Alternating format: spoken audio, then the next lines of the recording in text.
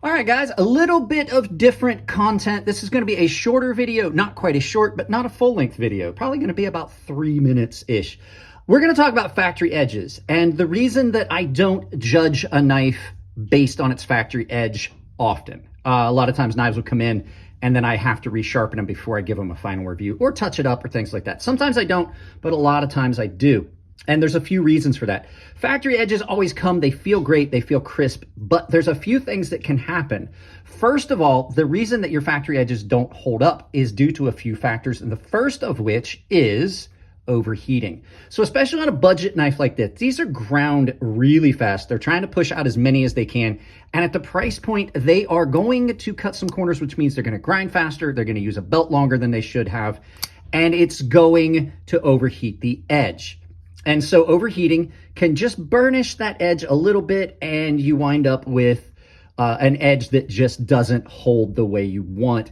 And typically after a sharpening, it's pretty much taken care of. And that's typically how I judge.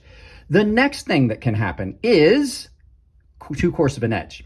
So the scratch pattern on this is not as coarse as some others I've seen, but sometimes you get a sharpening, or that sharpened grit on it is really coarse.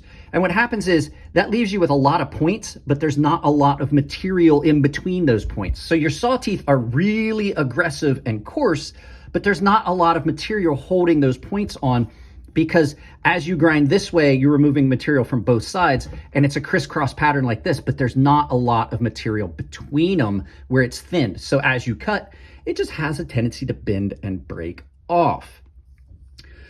And then the final thing that can be at play is the angle.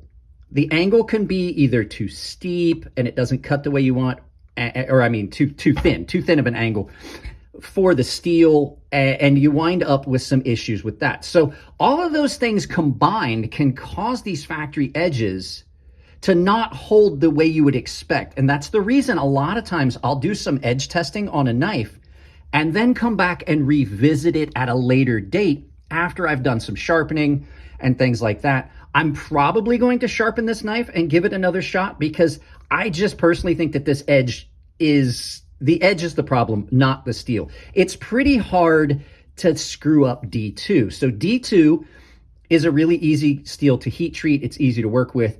And so I personally think that this knife needs a fair shot. So I'm going to give it a sharpening here in a day or two, and then revisit the entire review process and edge retention and things like that. So there you go. Just a couple reasons why your factory edge might not hold up and why you shouldn't immediately make that judgment. So guys, that's it on this one.